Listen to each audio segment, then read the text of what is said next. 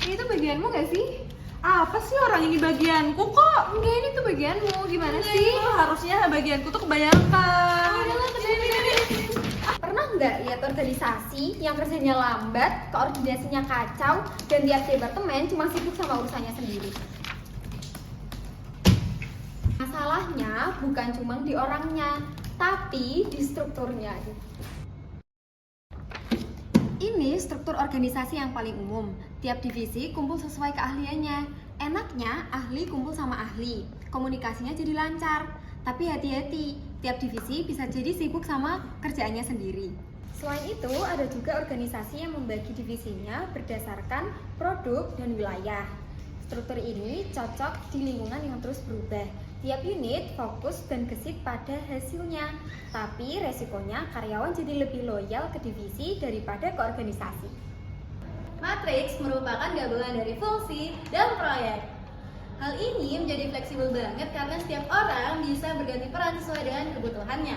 Organisasi jadi lebih cepat dalam merespon perubahan.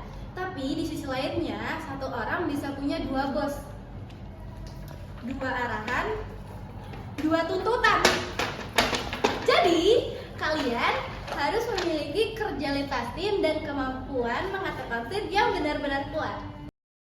Kalau organisasi berbasis proses, semuanya dibangun dari flow kerja utama. Fokusnya yaitu pelanggan, kecepatan, dan tim lintas fungsi. Tapi tantangannya adalah organisasi harus berubah secara total, mulai dari budaya, cara mikir, dan cara kerja. Halo, ada yang bisa dibantu? Baik, sekarang saya berbicara dengan siapa? Di struktur ini, pelanggan adalah pusatnya. Respon yang cepat, pelayanan yang tepat, kekurangannya, duplikasi sumber daya membuat biaya lebih naik. Iya, yang habis aku kirim itu tadi loh. Inilah struktur yang paling fleksibel. Fokus di inti, sisanya kolaborasi dengan pihak luar. Mudah beradaptasi, namun kontrol menjadi lebih kecil. Gimana ya kalau strukturnya tetap nggak efisien? Saatnya restrukturisasi. Omset turun nih. Solusinya apa ya? Gimana kalau kita pilih opsi downsizing aja? Downsizing bukan cuma merupakan PHK doang, tapi penataan ulang sebuah organisasi biar lebih efisien dan lebih ramping ke depannya. Selanjutnya teman-teman, tahapan dari downsizing sendiri ada 5. Yang pertama, jelaskan struktur organisasi kepada karyawan. Yang kedua, pilihlah opsi downsizing, yaitu pengurangan jumlah karyawan.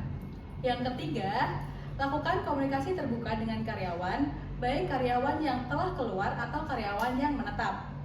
Yang keempat, penuhi kebutuhan karyawan, baik karyawan yang telah keluar maupun karyawan yang menetap. Yang kelima, lakukan struktur ulang kepada organisasi yang lebih baik. Kontrak kerja kamu berakhir sampai sini ya, silahkan ditandatangani. Oke.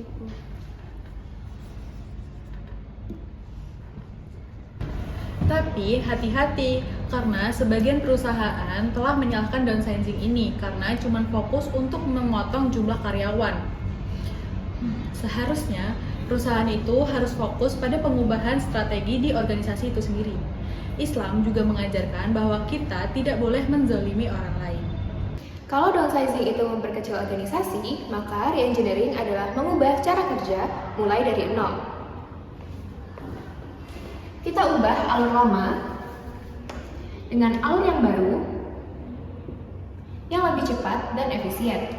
Di Muhammadiyah terdapat yang namanya tajdid atau semangat pembaruan. Nah, ini mirip dengan reengineering, yaitu mengubah sistem menjadi lebih cepat, lebih murah, dan bermanfaat. Reengineering memiliki beberapa tahap. Yang pertama adalah pahami organisasi, mulai dari masalah hingga tujuan besar yang ingin dicapai. Lalu yang kedua adalah rancang alur yang baru, mulai dari identifikasi hingga merancang proses yang baru. Lalu, sesuaikan struktur sesuai dengan kebutuhan organisasi. Hanya organisasi Yang berani berubah, Yang dapat bertahan.